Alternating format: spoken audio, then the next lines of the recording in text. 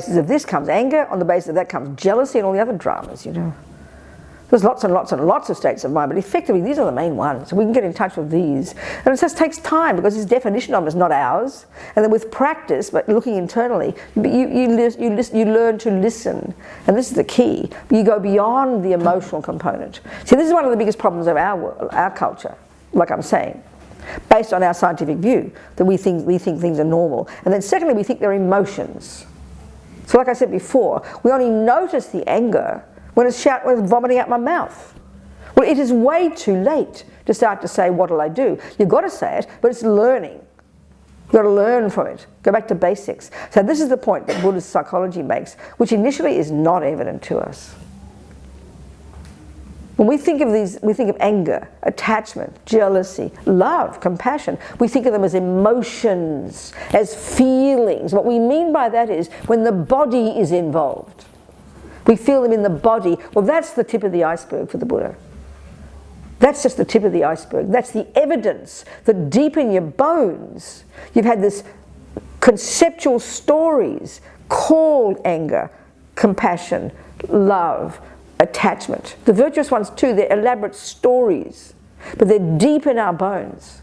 And because we don't notice them until they're really strong, which is their physical, but then we start to pay attention. But like I said, it's too late to start paying attention. So that's where the Buddhist one is so practical. We've got to start paying attention deeper down before it gets to the level of vomiting out the mouth. That's what the practice is. And that's why, practically speaking, having a simple technique, you start your little bit of mindfulness, 3 minutes in the morning, 3 minutes of just focusing, 3 minutes, forget 20, 99% of the time it's just spacing out. 3 minutes of this simple technique called concentration, you know. The long-term result is something different, but the beginning of it, even the main benefit of 3 minutes, not following every crazy thought, but focusing on your breath, let's say. Don't hear it as cosmic. It's practical. The benefits of it are practical. You're consciously deciding not to follow every thought. So the benefit of this is, in your daily life, once you get up and start walking around doing your breakfast and driving the car, because you've begun the habit of focusing your mind, you're stepping out of the chaos. So naturally you can hear the chaos more, and that's good. Because now you can hear the thoughts. So, you know, normally when you're driving the car, you're overwhelmed by all the daily life, getting breakfast, doing this, anxious, late, blah, the clock, worried, physical, external, external, external. You're not paying attention to what's going on in here, and then suddenly the car jumps in front of you, you freak out, cry and shout. Whereas if you start this process of stepping out of your head for even 3 minutes, don't think it's about relaxation. This is not a relaxation technique. There are lots of relaxation techniques you can learn from yoga people. This is not a relaxation technique. Second, this meditation is not to make all the thoughts go away. It's like we use it as an alternative to a pill. It's completely absurd to think of it as this. It's a rigorous training of your mind to stay focused. So the natural consequence is you think you're getting worse. Because if for 3 minutes you're going to focus just on the breath, your thoughts are all still there, they've always been there, but suddenly you notice them. And we all think we're getting worse. No, it's a good sign. It's a sign of success.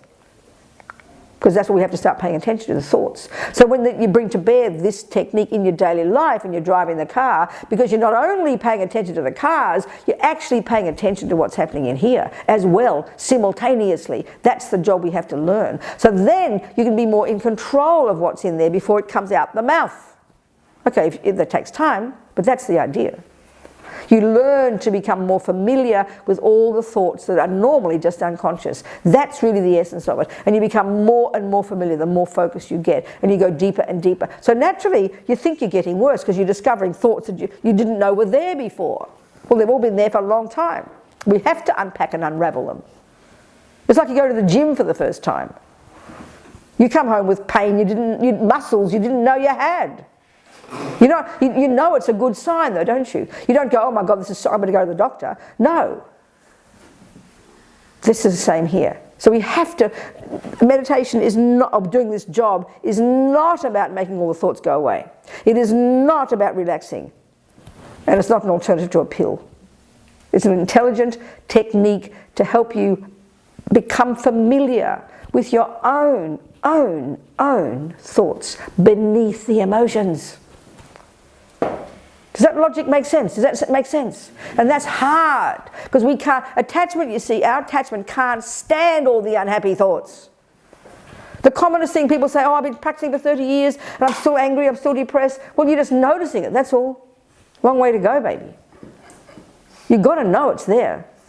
So we've got to have courage, rather than thinking you've got to make it all go away, which is like the pill business. It's like ridiculous. You've got cancer, you just want to take a pill to make the pain go away. What good is that? It's helpful, but you've got to get to the basics, don't you? Get to the root of the problem. So you've got the attitude towards this job. One of my friends is a therapist. You know, she said, she's a Buddhist. She said, you know, doing this job is having your hands in your own shit. And it's not kidding. It's genuinely true. Why? Because you're trying to identify the stuff that causes you pain. But our trouble is we just get guilty when we see it. Oh, I shouldn't be like this. Well, you've been like it for eons, Buddha says, so relax. You've got to become familiar. So it takes courage. It's not the way we think. Sit down, meditate, feel all blissy, you know, load of rubbish. I really mean it sincerely. It's such a superficial view of spiritual, it's revolting, you know. Excuse me. There's the way the mind works, which is massive, huge, it's the basis. And then, of course, there's the way this law of karma works, because the law of karma plays out in minds and is the basis for determining what we think and do and say.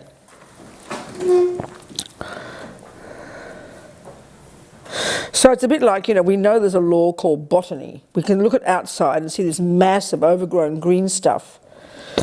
And we know it's not random. We know there's a law called botany that amazing human beings have investigated, you know, and we know it's a natural law, and it's the law that you learn if you want to govern what grows. You know, so if it's a really good analogy for karma. We don't think like this way in our ordinary world, but it's such a practical one. You know very well that if you want a beautiful garden necessarily in the future, because you can't just do it now, you've got to determine what seeds to plant. That means you've got to know botany, and the seed is the one that the choice for what you plant is based upon the fruit you want, isn't it? It's kind of obvious. Well, here, the Buddhist view of karma is this natural law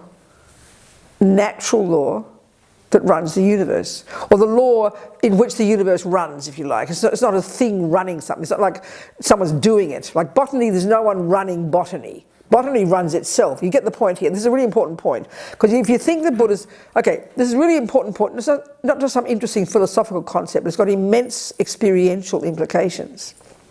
Because we're so used to the idea that there's a creator, let's say, who runs the universe and then judges and rewards. That's a really crucial point.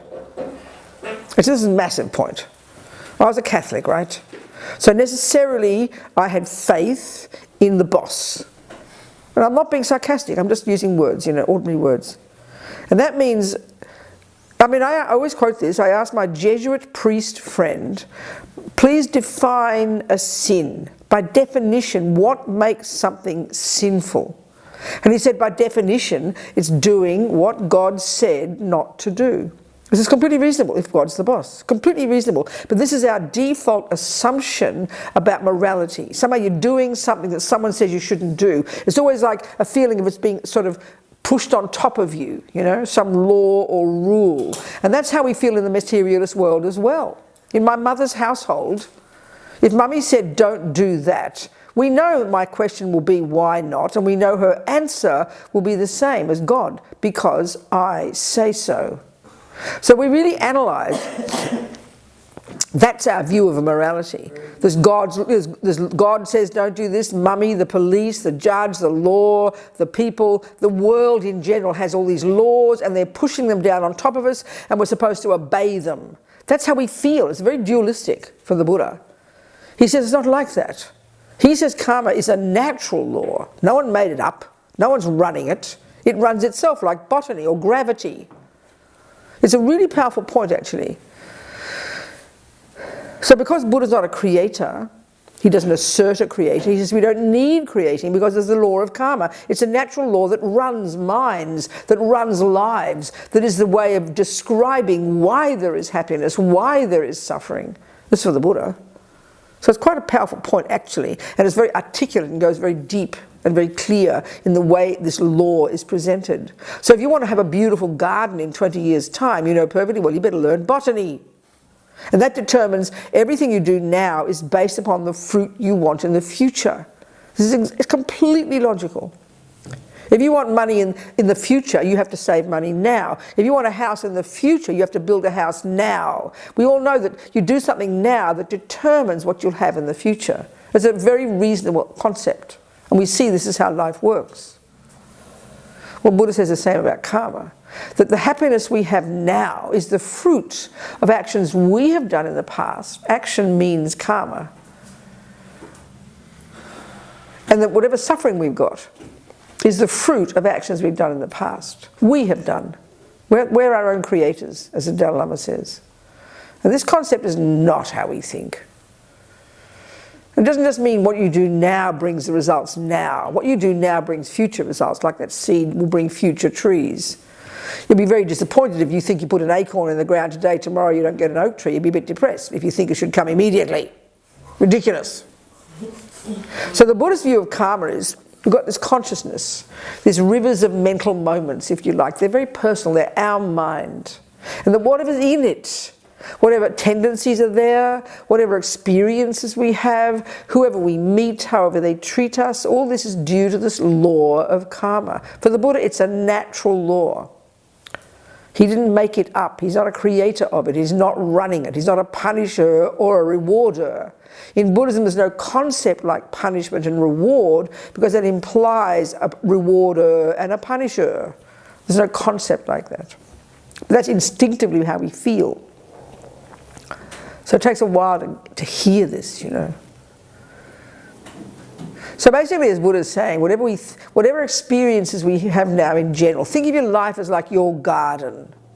Whatever's in your garden, the weeds, the flowers, the herbs, the good things, the chaos, the clarity, whatever's there, this is the fruit mainly of actions you have done in the past. You've passed your own past programming. Because Buddha is saying every millisecond of what we think and do and say, every millisecond of what we think and do and say, just naturally sows seeds in our mind. They use that analogy. That will necessarily ripen in the future as who we are, our experiences, our tendencies, what happens to us. It's dealt with in immense depth in all the literature. That's why just to say, oh, I believe in karma, is like saying, I believe in botany. Oh, how does it work? Oh, I don't know. What good is that? What good is that? Useless.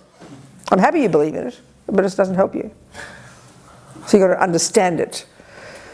And again, like I'm saying, we don't think this, but it's dealt with in immense depth in the literature. And these Indians saw it centuries before Buddha, you know. Okay, there's various interpretations of it, obviously. So the understanding karma and understanding the mind, these are the nuts and bolts of being a Buddhist, actually. If you choose to, no one's forcing you. And equally, no one's forcing you to even do this. I mean, you can be a 1% Buddhist. You can do what you like with Buddhism. You can take a piece of it and use it. No one says you can't. But we're talking here the 100% one, you know. The bigger picture. So one basis here, like I said before, we could take happiness and suffering as our basis. So the Buddha would say, if you observe all sentient beings, dogs and ants and rats and humans, all sentient beings want happiness. All sentient beings do not want suffering. He says almost you can take this as a starting point, you know. So logically then, for yourself, you've got to start with yourself. What is happiness and what is suffering? And then, what are the causes?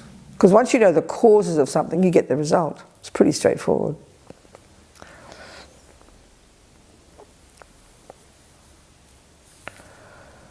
So to understand this, you know, apparently the first teaching the Buddha gave after he got put all this together for himself, you know, was in this place called, you know, in Varanasi, in India, out near Varanasi. That was the first kind of, you know, talk he gave about this, and it's framed in terms of these, it's called the Four Noble Truths. But actually it's a bit of a misnomer, because the truths aren't noble. It's really the four truths, or I like the word facts. Truth sounds a bit religious, you know. The four facts. I like that. For the noble ones. The truths aren't noble, it's the people who've understood it. They're called noble ones. You know, all these holy terms they use. A person who's realised all this. So it's framed in terms of suffering. Because clearly, you know, you see, the method for getting happiness is to get rid of suffering for the Buddha. So you've got to focus on the suffering. You put another way, the wisdom wing is getting rid of all the weeds, and the compassion wing is growing all the flowers. So you can't grow flowers until you've got a few weeds out, isn't it? So you've got to know what the weeds are. Suffering, speaking simply. So the first of these four is that there is suffering, and he presented in 3 levels. The second is there are causes. The third is you can be free of it. This whole, this is the fundamental starting point, actually, starting point. And the fourth one is how to do it. It's very simple. So then if it's true instinctively, we observe others and certainly see ourselves, we don't want suffering, we better understand what it is, There's different levels of it. And the first one is the really obvious one. They even call it the suffering of suffering. It's when the bad things happen. Everyone understands that. It's completely natural. So again, if we look into our lives, we know that we can't stand bad things happening. We don't question even why we can't. And that's where Buddha deals with at a deeper level when he goes to the second type of suffering, which is dealing with all these delusions in the mind. These are the source. But the very first one is kind of obvious, when the bad things happen.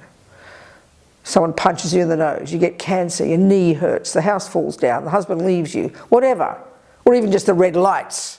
There's levels of suffering, aren't there, And essentially, if we understand, according to the second noble truth, is the causes. So like we just said before, the Buddha's saying the main cause of everything, but here specifically, the main cause of bad things happening is in the mind. There's 2 causes for Buddha, 2 causes, 2 main causes. So if I'm suffering, and you'll say, why? Then I'll say, Paros punched me. So naturally, we assume there is one cause of my suffering, and it's called Paros. Why are you happy, Robina? Oh, Neil was so kind to me. There's one cause of our happiness, it's called Neil. So in general, I think that assumption's pretty deep inside us, like I said in the beginning. There's an assumption, it feels like that. Just as Neil said, you walk into a room full of happy people, naturally you feel that that vibe of happiness is why you're happy. You walk into the room of unhappy people, you assume that vibe is the source of why you're unhappy. As he said, it's a really good point. We accept that. We assume that. We feel that. So we kind of think we're a victim of those circumstances, including the good ones. Which is why we have attachment, which is like this vampire that wants to make sure it only gets the good ones. Because we assume the good external circumstances, the kind words, the kindness, the money in the bank, the food, the healthy body, the external things, we just assume they are the source of my pleasant feelings. So Buddha doesn't disagree. Eating cake does trigger a pleasant feeling. Somebody smiling at you does trigger a pleasant feeling. He's not arguing with that. It's true. But he says, we've got to go deeper. Because that one is, just as Neil said, you can't help it. That's because we don't understand there's this junkie in there, attachment, that's manipulating and craving frantically to only get the nice things. And when it doesn't, then anger will arise, aversion will arise, have a panic attack and freak out. So we don't look into that level of it. So at a surface level, it's true. Panos' punch is the cause of my suffering. His kindness is the cause of my happiness. But Buddha says we've got to go deeper. That's the point here. So, for the Buddha, there are 2 main causes of that suffering moment I just experienced. And shockingly, neither of those causes is Panos' punch, which is a bit shocking to us. Buddha says they're both in me. The main causes are in me. So as soon as we hear this, we want to kill ourselves because we think we're a bad person, we get guilty. But there's no concept like that in Buddhism. But it's hard to hear it because it's our default mode. We run to blame and guilt and shame and that kind of thing, But that's just part of ego, Buddha says, and it takes time to go beyond it. But it's a technical point. The Buddha says, given that every single thing we think and do, we experience now, which is the garden now, whatever's in our garden now, whatever's in our life now, including what's in our mind and out there, whatever's in our life now is necessarily, like that garden, the fruit of things you planted earlier. That's what Buddha's saying. And he's talking about previous lives. So logically, if you call something suffering, we'll call that a weed. It's something you don't want. And there's causes, you know, of doing something like that. So if we look at the two main causes of this moment of suffering, then yes, Panos' punch does play a role. Buddha doesn't argue. But he says there is a cause for even why Panos punched me in the first place, and it's nothing to do with now. The main cause is a past event, similar in my consciousness, a seed I planted in the past by doing something similar to him, speaking very simplistically. And second, karma is pretty personal. You see, again, if karma is a natural law, this is hard to hear it, it's so shocking to us, because we just assume everything's random. We assume, oh, well, no one knows why bad things happen. No one knows why good things happen either. We don't ever ask that question. We don't care. Just give me more good. I don't care what the causes are. Well, we never ask why. I said before, there's one question only once I've ever had. Well, there's one question I've never had. Robina, why do good things happen? We don't care why good. We just give me more, please. Like really. You know. But bad things, as soon as a bad thing happens, we go mad. Why do bad things happen? It is a very interesting point, isn't it? Well, it's the same law of karma applies, you know. It's like saying, how dare there be weeds in my garden? I don't deserve it, we'll say. Well, it's your garden, honey. Of course you planted them. That's why the garden's a good analogy. So if karma's a natural law, which he's saying it is, then things can't be random. This is shocking to us. And it's reasonable, because if God created you, you began in your mother's womb. And if your mummy created you, you began in your mother's womb. In each case, you began in your mother's womb. There's no you from before there, is there? Well, Buddha says there is. You go way back, baby. And every single thing we think and do and say puts seeds in the ground, puts seeds in our mind that ripen as our future experiences. So by definition, an unpleasant experience is the fruit of a past negative action. By definition, a pleasant experience is due to a past action of mine. So we're the boss, Buddha says. Easy words to say, intensely hard to get to, because the instinct for us is the opposite. I'm an innocent victim. I didn't ask to get born. I mean, you have noticed that your mother and father didn't consult you before they made you? Sounds hilarious, I know, but it's true. You know, then two idiots make another idiot, then they go and blame you for it. You go to your therapist, and she says, you know, then she says you've got to go, and the therapist tells you you've got to stop blaming your parents. Well, I disagree. If they really did make you, you should blame them, and you should sue them to the hilt. I'm sick. This is logical. If they did make you. Buddha says they didn't. Okay?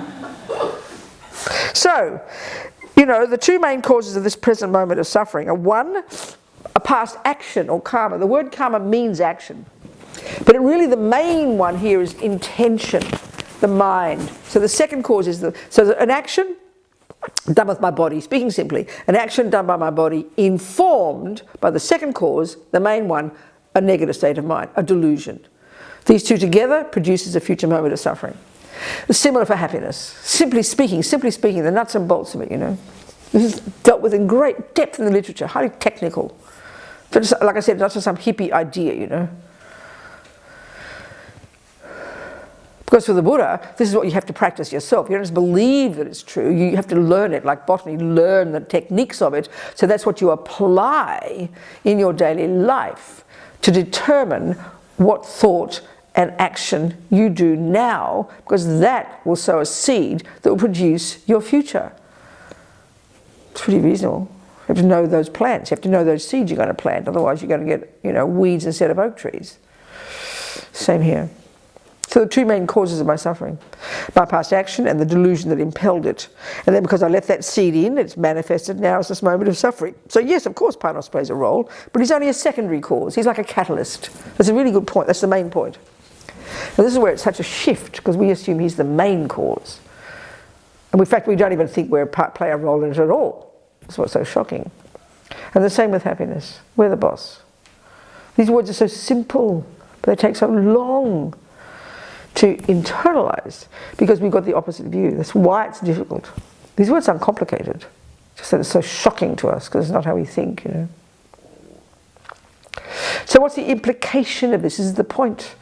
The implication is I'm in charge. The implication is stopping to be a victim, getting less angry, less neurotic. That's the implication of really taking this on board seriously, that I'm in charge. Not in an obsessive way, in a good, intelligent way, instead of being the victim. It's opposite to victim. We're always finding reasons why this and why that. It's not my fault. It's deep instinctive ego to say it's not my fault, which means it means not taking responsibility.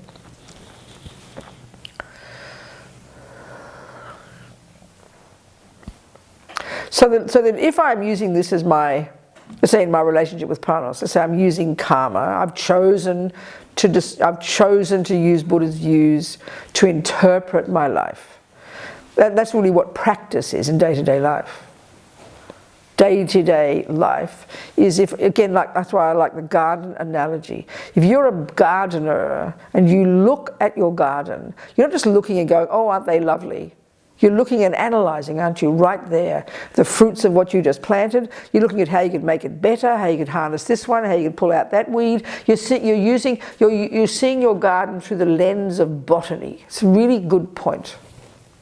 If you don't know botany, you just look at your garden and think, oh, isn't this lovely, or isn't that lucky, or isn't that unlucky, or how dare there be weeds there, or why, who put the flowers there? You have no way of interpreting your garden, therefore no way to really know how to grow your garden. You just look at it and hope it turns out nice. Here, karma is informing the way you interpret your life, which means, you know, instead of the victim's response, not fair, poor me, it's not my fault, you're interpreting what this is the fruit of my past action, so what can I do about it? It's much more proactive, really and truly. And that won't come until you understand the nuts and bolts of how karma works. So what are these nuts and bolts? It's pretty basic, but it's kind of profound, you know. If you choose, you don't have to. I've chosen, that's all. So I'm using, you know, I've chosen to take, I like to say it this way, I never just say I believe in karma. I say I'm using Buddhist views about the universe as my working hypothesis, and I mean that very sincerely. So, okay. Well, they say there are four main ways in which our past actions ripen in the present. And again, we're using the framework of happiness and suffering, because pretty much in our daily life we can see this is how we feel, isn't it? When bad things happen, we call it suffering, we want to avoid it. When good things happen, we call it happiness, we want to get more of it. And then there are other experiences we can call neither happy nor suffering. Well, you know, forget them for the moment, who cares? So it's a pretty fundamental one that the whole universe runs by, isn't it? Happiness and suffering. It's pretty basic.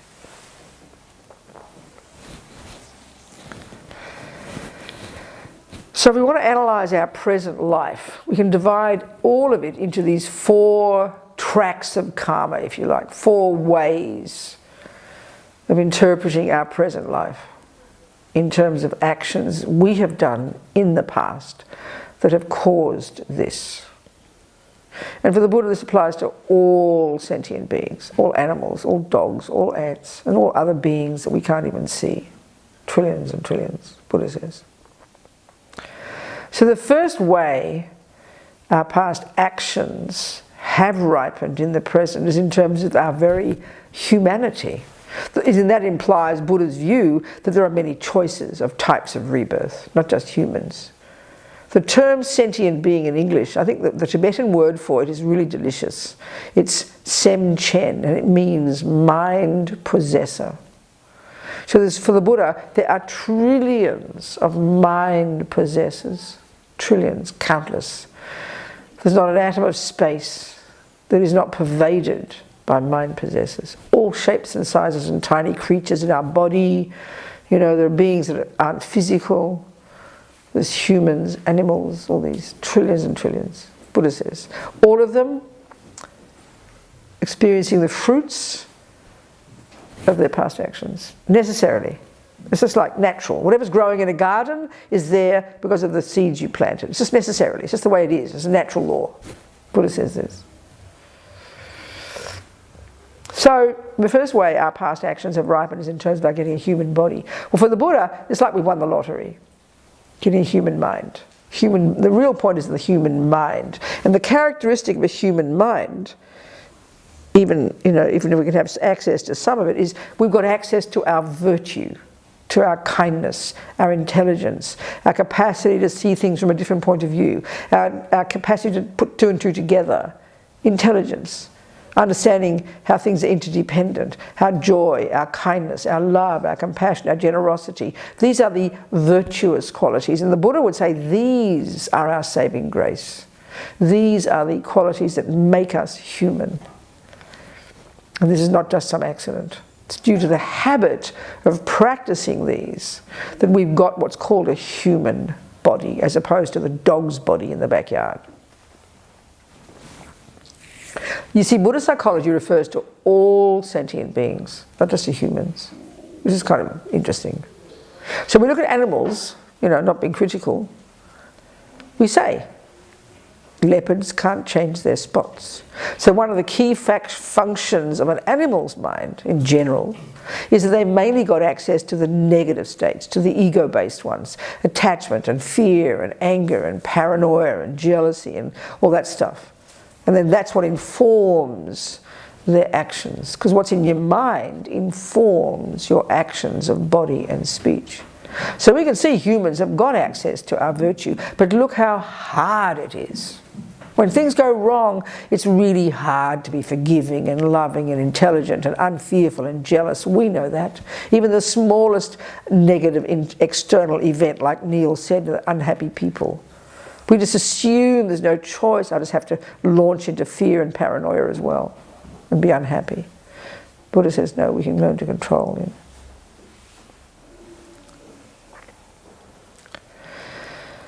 So getting a human body, there's a book I read, I edit books, one of my jobs, I edit books, and one I just finished a couple of years ago that's now published, and it's also available to download for free if you want. I can tell you what it is. It's a book about how to help at the time of death by Lama Zopa Rinpoche.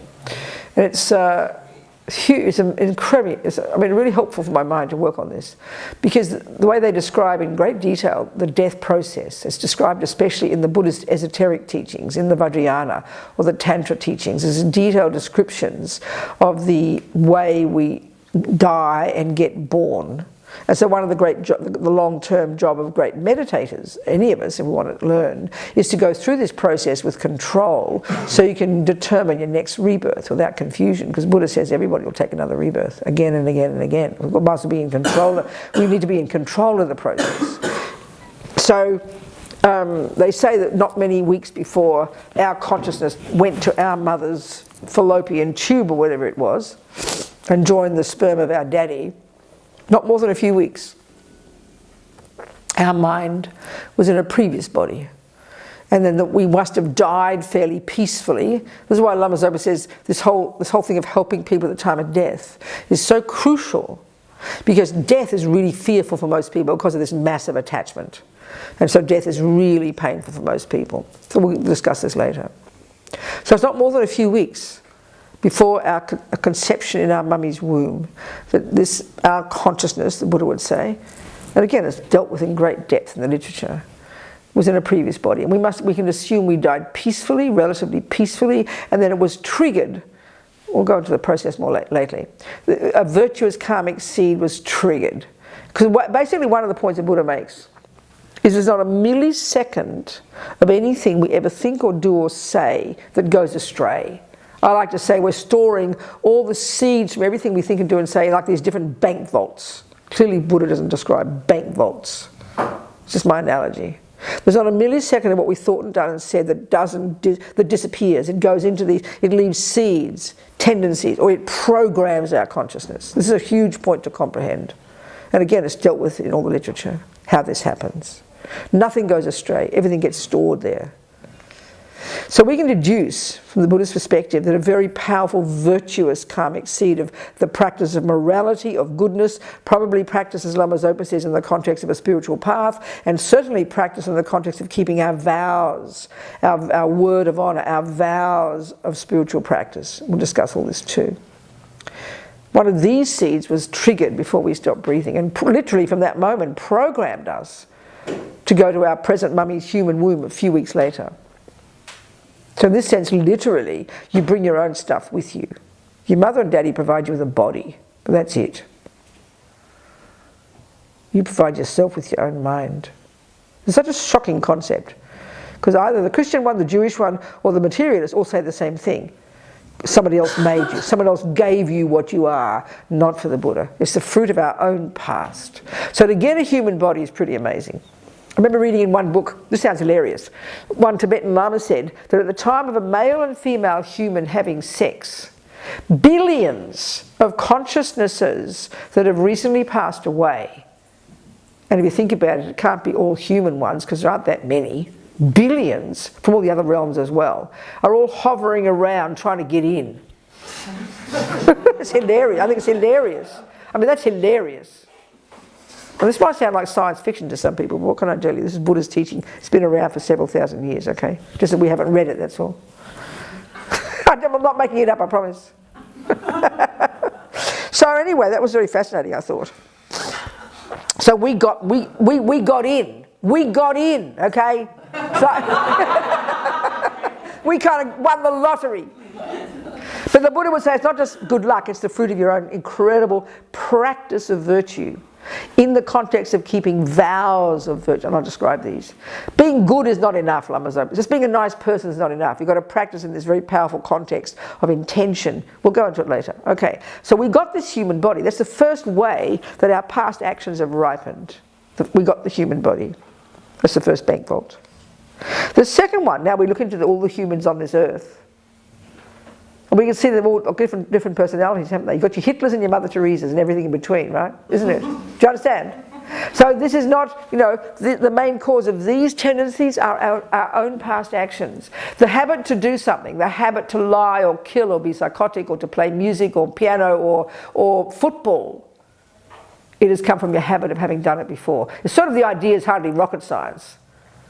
And we can see this when you look at lots of little kids. You look on YouTube these days and these little 3-year-olds playing Bach. I mean, you just can't believe your eyes. You think it's a lie. It's not possible. These baby little 3-year-old fingers playing this complicated Bach music. You know that it didn't come out of the sky like that. So the best we go is, oh, well, who knows why. Well, honey, she must have done it before. She's so familiar. She's 3 years old and off she goes playing Bach again. And he said, since a tiny boy, he was compelled to torture the creatures. He knew he hadn't got taught this. That little 3-year-old, her mummy didn't have all those, she wasn't that clever at piano. This poor little torturer boy, he said, as a tiny kid, he was compelled to torture. Habits in his mind. Another kid, 3 years old, his mother told me, she was taking lice out of his head. And he was crying in compassion for the lice. She hadn't taught him yet. So the Buddha's view is sort of, in a sense, it's really, theoretically, it's pretty logical. Theoretically, you take the view of consciousness, you take the view of previous lives, you take the view of habit, you assume all these things, then clearly you come into this life with your own bunch of habits, Buddha would say that.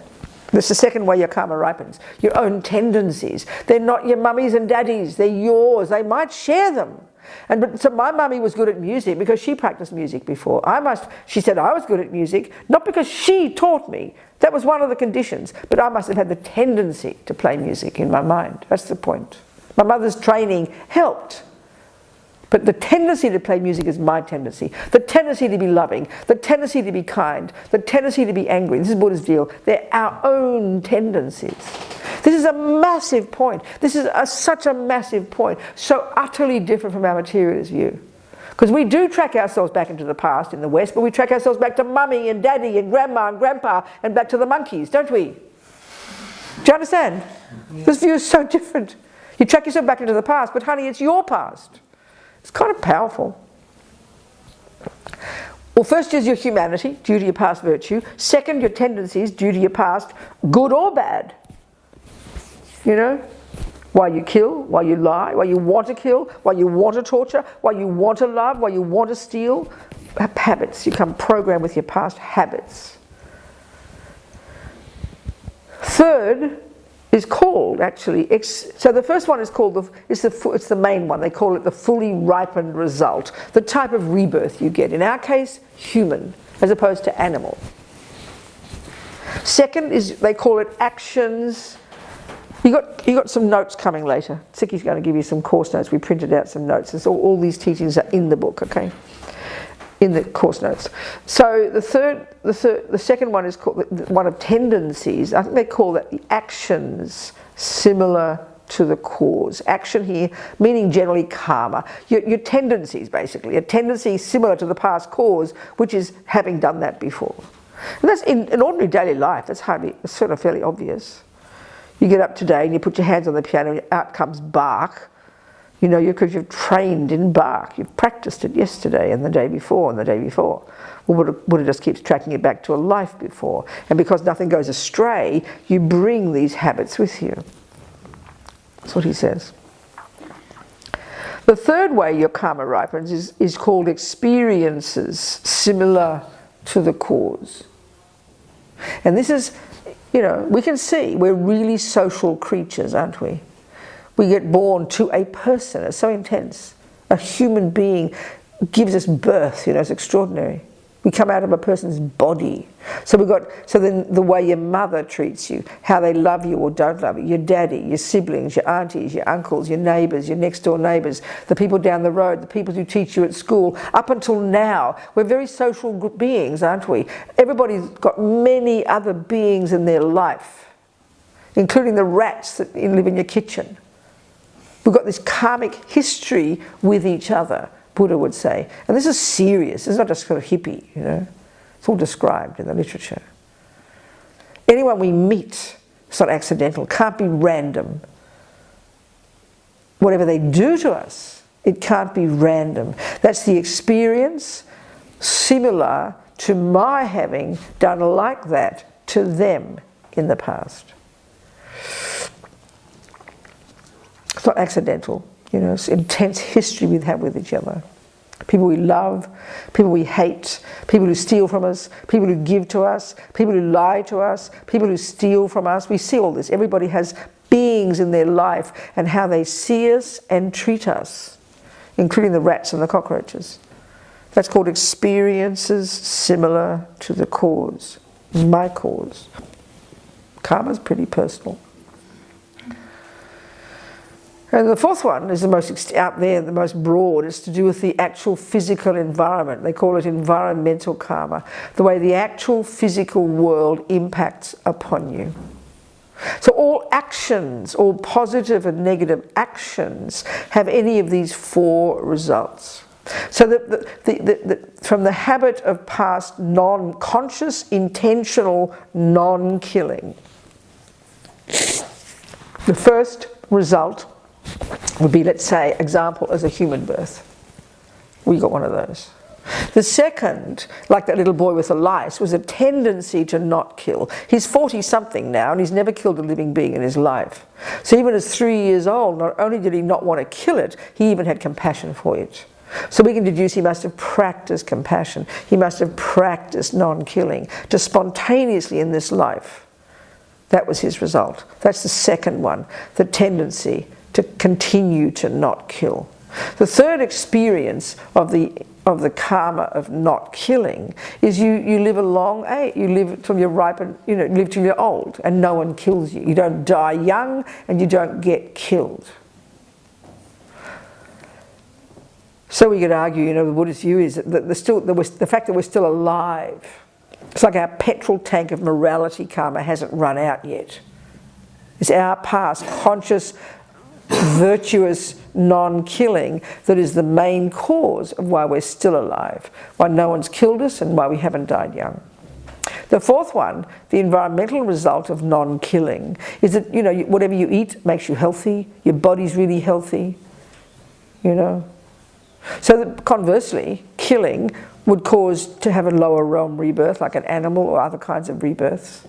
The second way your non-killing karma, your killing karma ripens, and look at the human realm, you might be born a human due to non-killing, but the second track of karma, you've got the tendency to kill. I think most humans kill something, even most religions, don't they, with respect, say it's okay to kill. certain creatures. Like I was taught as a Catholic that God made the animals for humans' benefit. So it's virtuous to kill them. I'm not criticizing. I'm just telling you the different views. We can see most humans have a tendency to kill, and this is the tragedy, you know. The third way killing ripens is as you die young or you get killed. I mean, look at the world. Look at humans. Forget the animals. Look at humans. Babies die. 3-year-olds die. Young people die. And they get killed. Look at the world, you know. It's intense. And the fourth way killing karma ripens as an environmental result is, you know, you're always sick, weak body, food harms you, doesn't help you. You know, like people eat peanuts now and die nearly. People drink dairy products and they die. Environmental result, polluted water, polluted environment. That's the fruit of past killing, the collective result of past killing, you know. That's the Buddha's view. So all the way the environment impacts upon us. Our past actions is the main cause. The way how people treat us and see us, good or bad, our past actions. The main cause of your own tendencies, our past actions. The main cause of your own humanity, our past actions.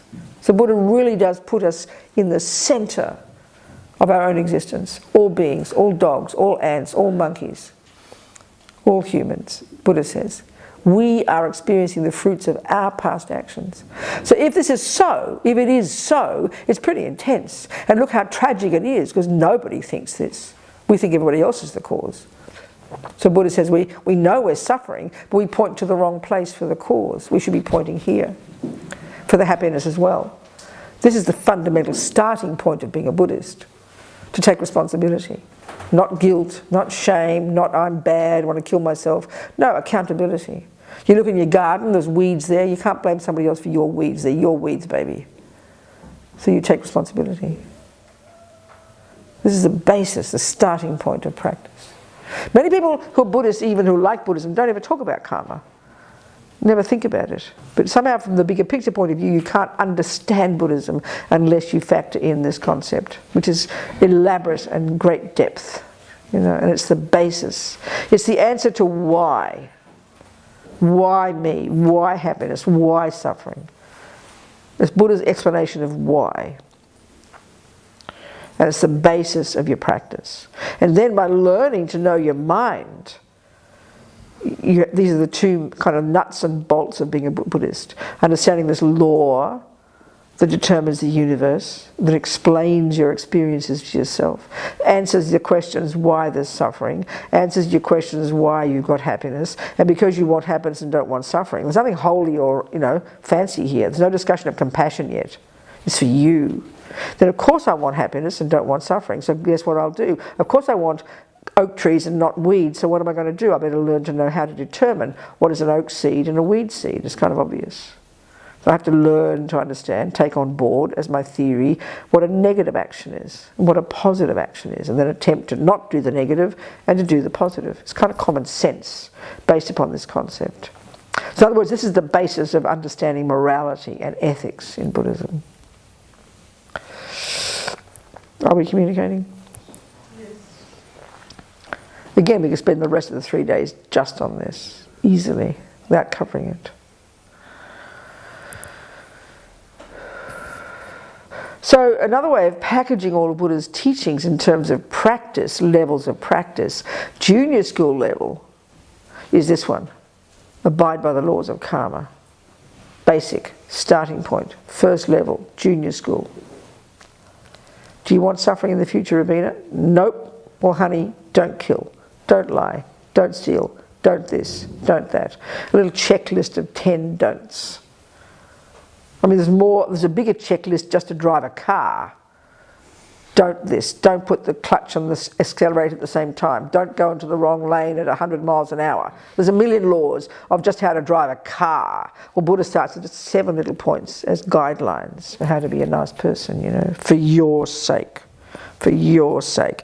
But what's hard for us, we can't get past the punitive, heavy, moralistic viewpoint when we hear don't do this.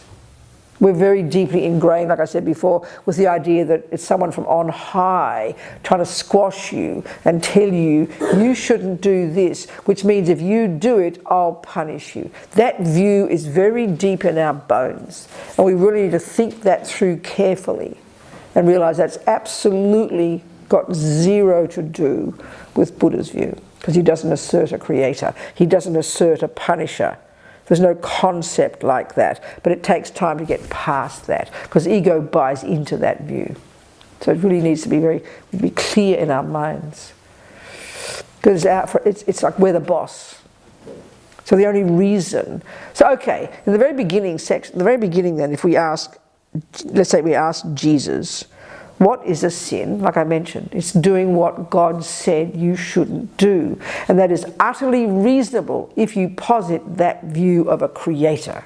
It's correct. And the same in my mother's household. She's the boss. And if she says don't do it, she's holding the power to punish me, isn't she? Because you can see it's, you know, it's wise when you're a kid. But can you imagine, now I'm nearly dead, and I still don't go near the fire because Mummy said so, you'd feel sorry for me.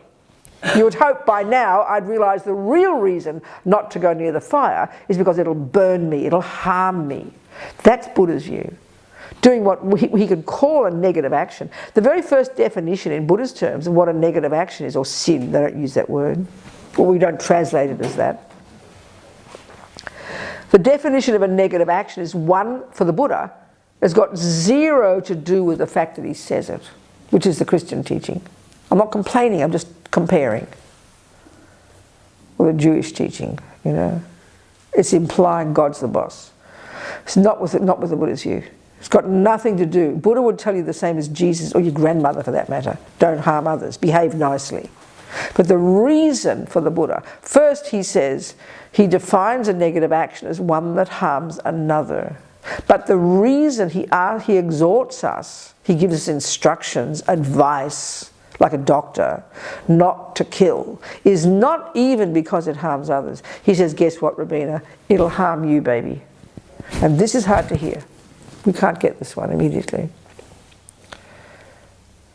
But it's so interesting, we know it when it comes to things like medical advice.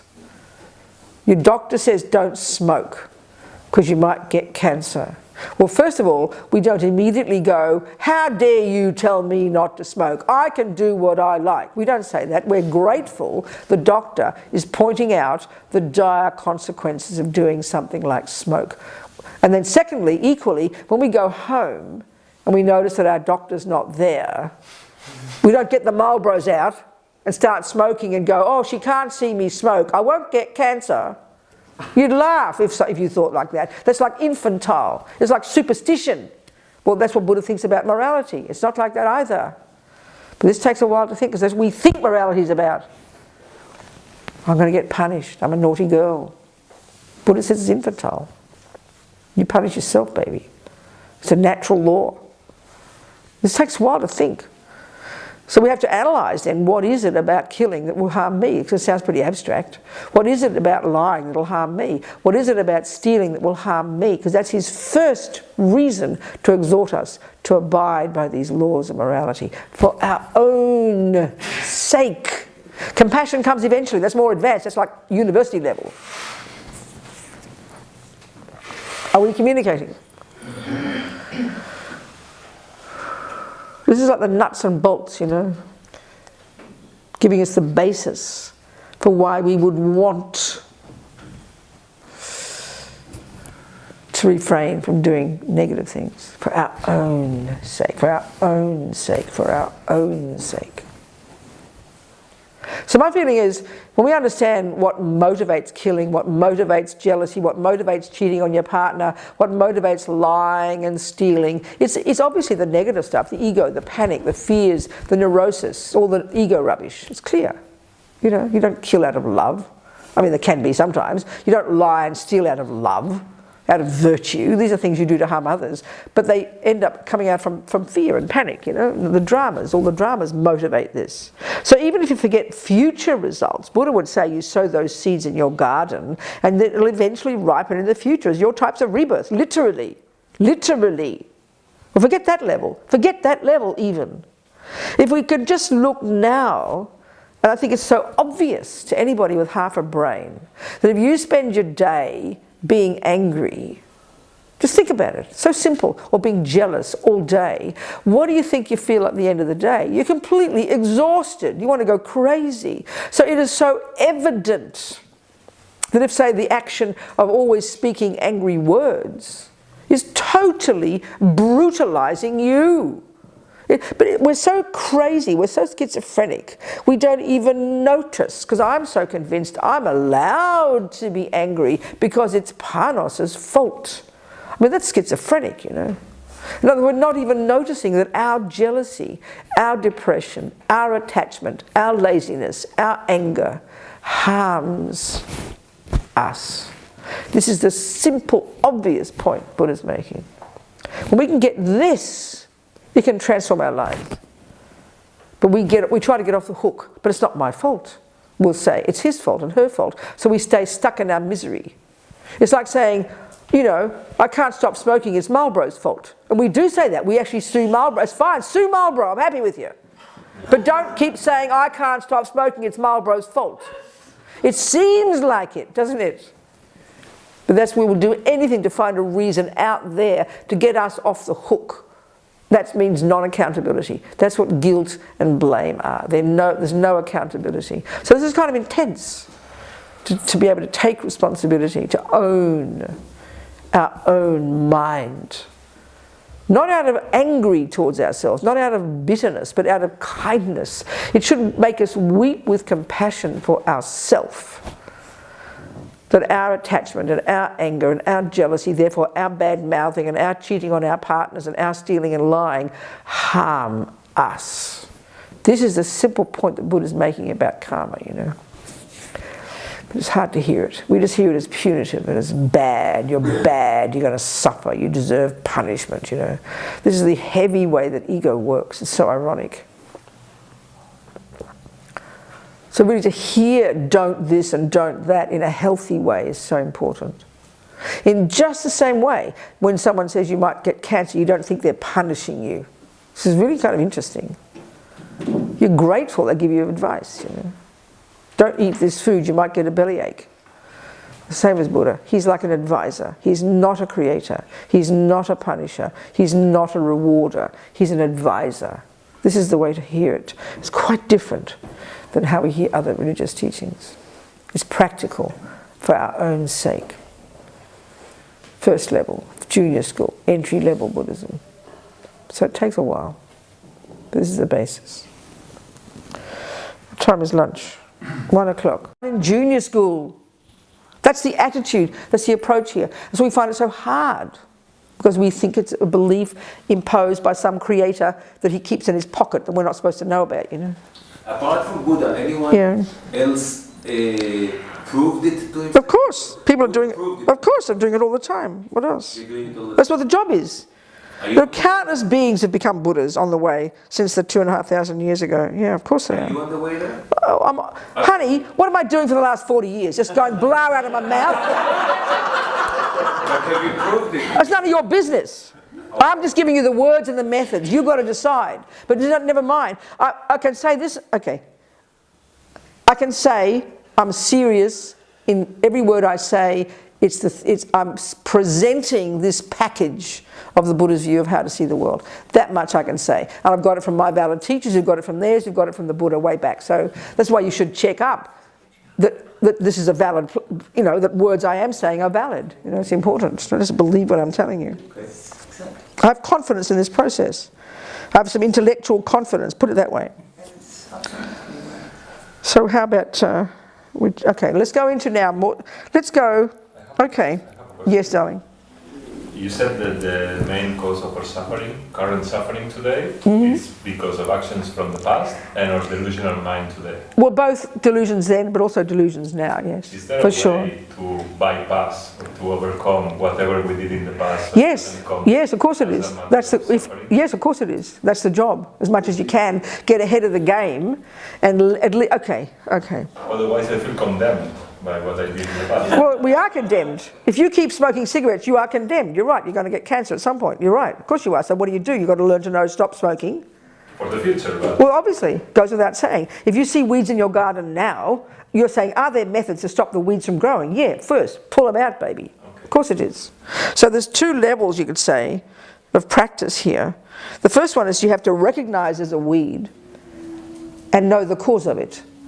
So the first one is stop causing more weeds. That'd be most urgent, most immediate, stop growing more weeds. Wouldn't you agree? Yeah. And the second level of practice is pull out the weeds that you've already grown to stop them from getting worse.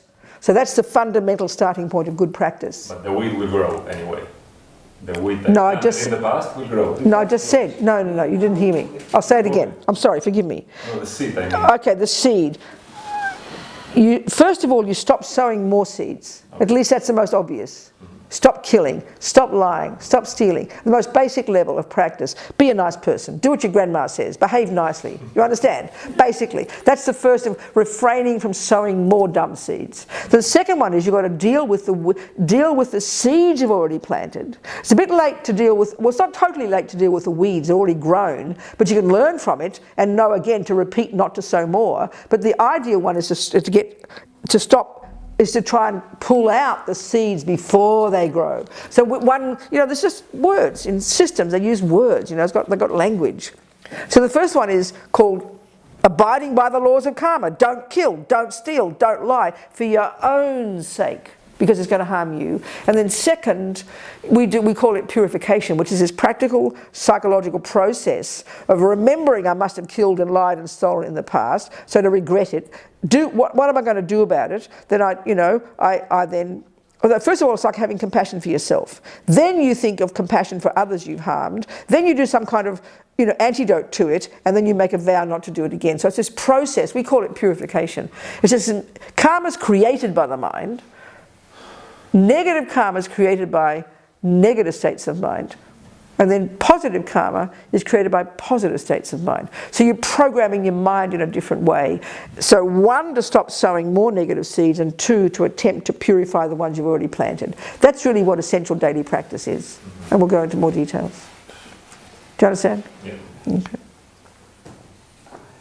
Yes.